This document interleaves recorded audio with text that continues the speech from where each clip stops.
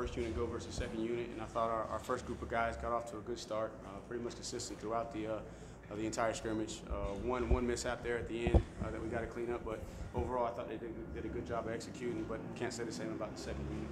Obviously, you know that one thing we've prided ourselves on in the past is just having quality depth, and it can't drop off. It doesn't matter if you're the first one to run out there or the second one, the standard is the same, and the second unit didn't have the consistency and execution that we wanted to see.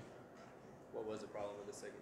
You know, they're going against Brent in that defense, and the speed of the game probably picked up a little bit on them. And obviously, we got some guys down on the offensive line, so we're mixing and matching with some of those young guys. And you know, a guy in particular, man, that's tough on Rayburn. You know, if you're in there running with the second team, and you got Tyler Davis and all these guys coming at you, and they're moving and doing different things. But you know, but also some of the older guys too. You know, Chase had a couple of decisions that thought he would have made a better decision. You're used to seeing him make a better decision, and had a couple drops. And so just inconsistency at all positions. A name we haven't heard on campus, Lynn J. Dixon.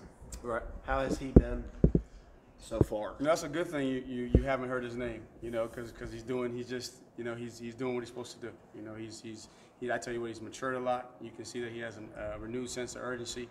He understands the expectations of being the guy that comes in right behind Travis. And again, what I was talking about a second ago, there is no drop off. You know, he's been you know, battling. They're all sore. They're all beat up. We've had a lot of live snaps here the last couple of weeks, but the last couple of days. But he came in today, and I thought that he played fast, made a couple of good cuts, and so I was pleased with his performance today. Seems like he's really starting to understand too, from a pass protection standpoint, where we want to be targeted. But again, he's a young guy. He's got to clean up his technique. But I'm pleased with his understanding of defensive structure and being able to at least sort out all the different blitzes. And we just got to clean up with a point of attack when he gets there. So the season started today. Do you have a number 3 on the depth chart at running back?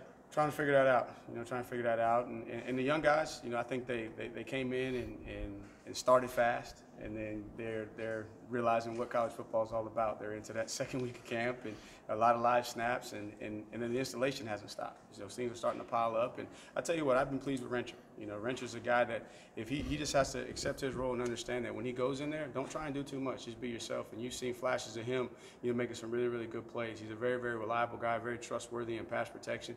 You know, the biggest thing for him is trying not to do too much, play within his game, and he'll have a chance to compete for that spot. But you know, we're going to discuss it as a staff. You know, try and make some decisions after we watch this tape. But I couldn't say that I have a no doubt number 3 yet.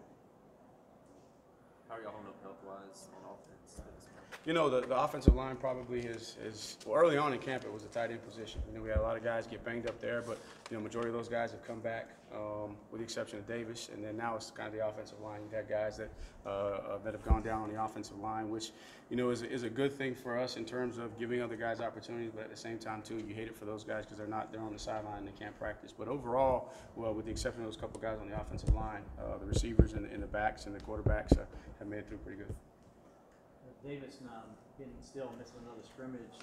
Obviously, that puts him way behind. How are you guys trying to at least keep him somewhat caught up? You know, he's one thing about Davis is you could tell it's important to him. I mean, you haven't seen a change in his engagement at all. And in the walkthroughs that we have in the evenings, we're able to get him in there and at least get him lined up, put him through some of the plays, see if he can identify his fits. And comes from a great program. He's got a really good football IQ. You know, the biggest thing is we just got to see once we're able to get him out there live from the physical standpoint. You know, I think from a mental standpoint, you know, he's going to be where we want him to be.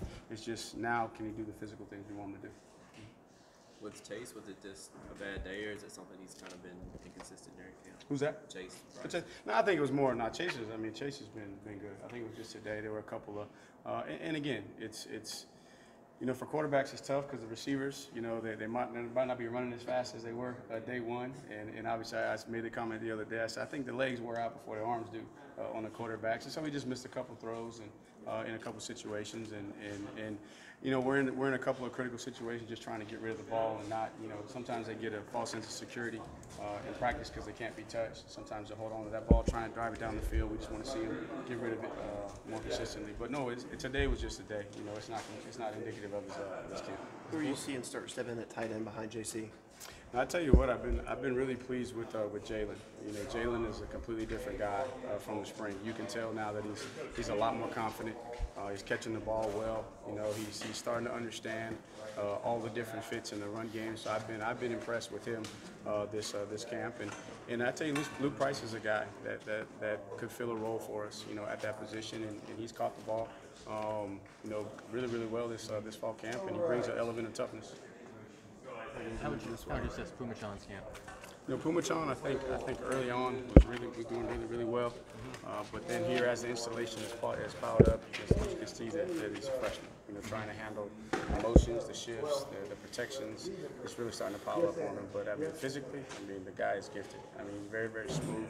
And one thing you can tell is when you look at him, he reminds you a lot of Deshaun. He just has a cool, quiet, calm demeanor.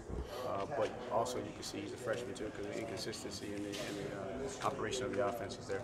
With Blake out, how is that kind of shuffle? I mean, you plug different guys. I think Hunter and Putnam even worked some at tackle. Yeah, those guys. He's had his hands full in his last couple of days with Cade and Blake being out. But that means Rayburn's got to get in there at center. Putnam's had to play guard and tackle. You know, same thing with Caleb. He's had to play some tackle, play some guard, and so it's just an opportunity for those guys to get more reps. And then also too, with some of your older guys, it gives John maybe an opportunity to play a little bit of tackle, in certain situations. So that's been good. When you look at, as you guys go in discussions on who to redshirt or from here, how much do you look at helping this season, and how much do you add in? Well, we got to have a guy ready for next, for 2020 even by getting him. Me personally, I haven't been a guy that looks ahead to next season. Man, we got to focus on what's best for this team, because we're not guaranteed next season. So I know, especially in my position, I'll be looking at, is it what's the need? Is the guy ready? And then what's best for him? Just in his future, not necessarily next season, but I'm not going to give it much consideration going forward. It's really going to be on this year's team. Can they help us now? With Tyson, would it be perfect world? He plays in 4 games and then red shirts. We'll discuss that here, next couple of days and make that decision. It's hard to tell. Again, the rule is new. And trying to figure out what's that balance. And then the previous question in terms of, are you looking towards next year or this year? I think we'll sit down and see where he's at right now, see if he could have a role on his team, and if it helps his team, then I think that's what the decision will be based on. Is there an offensive lineman you feel like has helped himself the most this month? Jackson Carmen. No doubt, Jackson Carmen. Jackson Carmen was a guy that we knew coming in the door, physically had the gifts, had to grow up and mature a little bit. He kind of went through that spell early on when he got here in January, but he's a completely different guy. Highly intelligent, very smart football player, and now it looks like he's just bought into the way we operate here, and that's what it is. When you buy in, then you have a chance to be successful. And he's really helped himself, and that's resulted in him being a lot more consistent too. Thanks, Jonathan. Speaking of redshirting guys, if they ask them